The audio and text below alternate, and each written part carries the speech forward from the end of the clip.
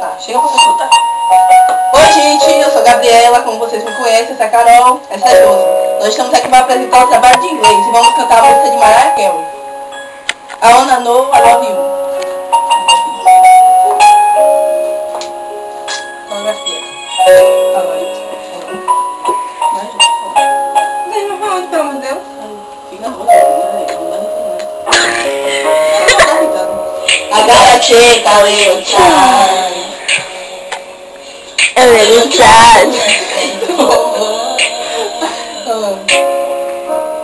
I'm in the